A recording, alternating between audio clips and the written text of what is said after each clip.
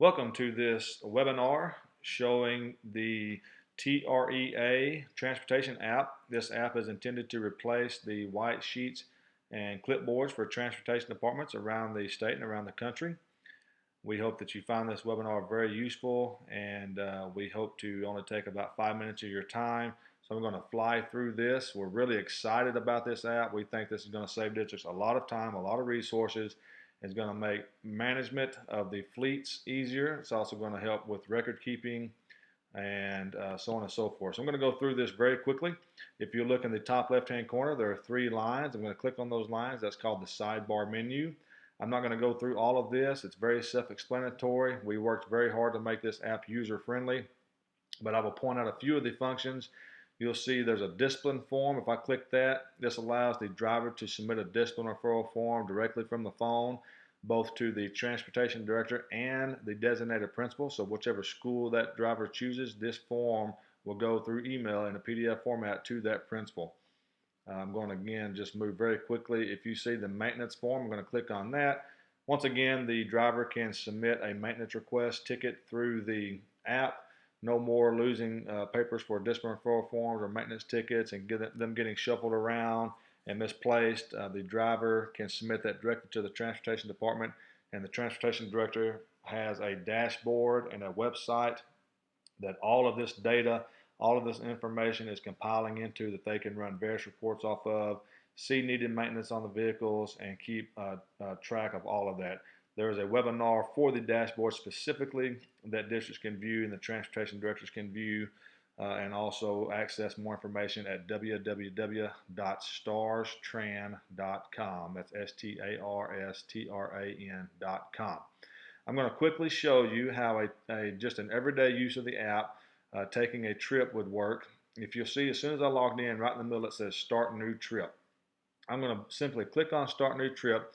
This app is going to walk me through each step of the trip process that I would have. You'll see that the first thing a driver does is choose their route type. I'm not going to go through all of these, but every route type that a driver would potentially drive is in the app. If we have missed something, there's another option that the transportation director can use, but you can see extracurricular, administrative, professional development. I'm going to simply click on a standard route.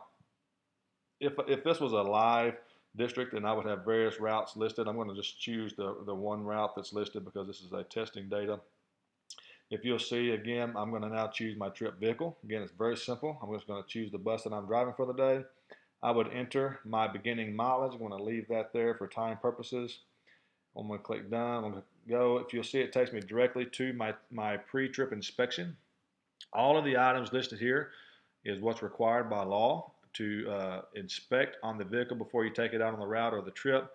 You'll see that they're all listed. They're all set to pass. If you were to fail an item, you find something wrong with the vehicle, if you click the F, a text box will pull up so that you can make a note of that to the transportation director so they can see why you failed that item. I'm going to pass everything, submit my trip info. That is submitted all in the database. The transportation department now has a record that I took my pre-trip inspection electronically. This is my daily ridership count. I can click the simplest way, if you just wanted to enter the one large number of students that got on your bus for the day, you can click the box in the middle and it's going to allow you just to manually type in whatever number you want for the number of kids you had riding your bus today. I could also click the rider on and rider off feature to add the number of kids on my bus, or I can click the right hand. If you'll see in the right hand corner, there's a plus sign.